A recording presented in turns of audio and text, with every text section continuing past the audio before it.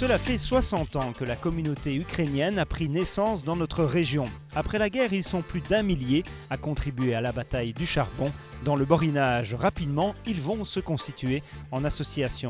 Aujourd'hui, un comité existe encore à Wam autour d'une église construite dans les années 50. Nous sommes dans un coin du Borinage, on va dire peut-être peu connu des gens, puisqu'on est en face d'une église catholique ukrainienne.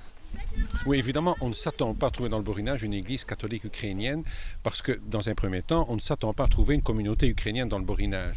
Au niveau de l'immigration, dans le Borinage, il y a évidemment une immigration italienne importante, comme à travers toute la Wallonie, une immigration polonaise très importante également, attirée par les charbonnages. Les Polonais étaient mineurs avant d'arriver dans le Borinage, et alors les Ukrainiens qui se sont installés en grande partie après la guerre, mais pour des raisons non professionnelles, pour des raisons essentiellement politiques. La communauté ukrainienne, que représente-t-elle aujourd'hui dans la région de Mons-Borinage ? 350, entre 400 moyenne, ici. Pas ici avant, mais à Borinage, je parle. Et vous-même, qu'est-ce qui vous a amené en Belgique ? Écoutez, c'était après la guerre, on était considérés comme des réfugiés politiques, parce qu'on ne voulait plus retourner à l'Union soviétique. Donc, on n'a pas eu le choix, qui sont partis... Amérique, Canada, Australie, tout ça. Mais nous autres jeunes, on a dit, bon, on va rester ici en Europe et on va venir à Belgique travailler ici. Donc un nombre significatif d'Ukrainiens qui vont travailler après la guerre dans les charbonnages, ils vont se regrouper dans une communauté ici à Wam, qui va être une communauté importante. Oui, en fait, cette communauté ukrainienne a essaimé, comme on dit, à Wam, également à Flénu, Carnion, Ville-Pomerol. Ici, dans le Borinage, à première vue, d'après les renseignements que j'ai pu obtenir, c'était un endroit qui était extrêmement actif au niveau de la communauté ukrainienne. Beaucoup de naturalisés parmi les jeunes, donc comment expliquer qu'il y a encore une communauté ukrainienne active ici ? Mais ça vient, comme les Italiens aussi, ils sont organisés et nous aussi. Vous voyez, c'est ça qui nous tient encore c'est comme ça. Sinon, si on n'a pas d'église, si on n'a pas de bâtiment, certainement que notre jeu aussi, qu'on n'a pas parlé plus d'Ukraine. Alors, le ciment de cette communauté, c'est l'Ukraine, bien sûr, la culture ukrainienne, mais aussi la religion.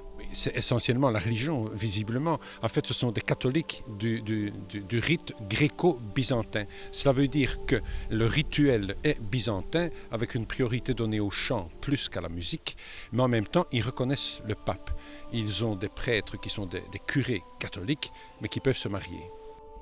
Vous avez bâti de vos mains ces bâtiments. Oui. Parce qu'on a dit pour nous de savoir tenir notre communauté, il faut que c'est organisé. Donc on a acheté des terrains ici, on a acheté des arts avec des... Ce bâtiment il était bâti par charbonnage.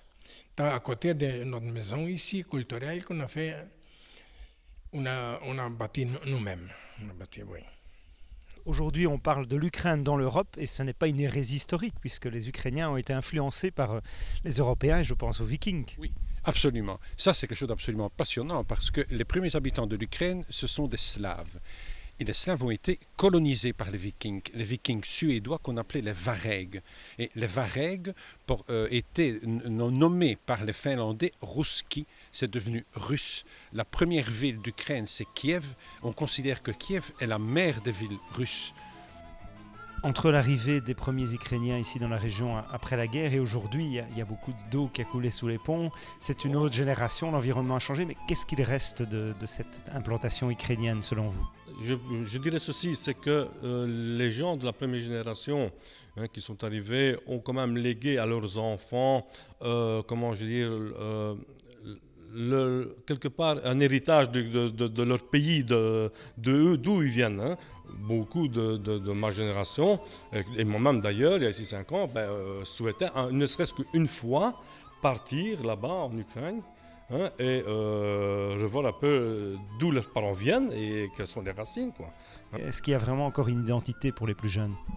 Effectivement, on ressent ça. On sent que nos jeunes, l'intégration est tellement bien faite que finalement, ils se sentent plutôt belges, je dirais, que ukrainiens. Regardez je prends un exemple. Dans mes fils, par exemple, qui fréquentaient au début quand ils étaient plus jeunes, mais maintenant qui viennent rarement.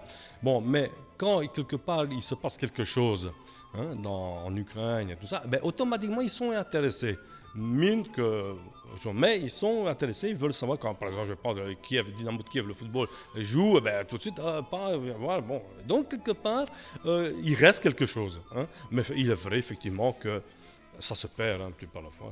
Et d'ici 10 ans, je pense que ben, l'intégration sera totale et voilà. Quoi.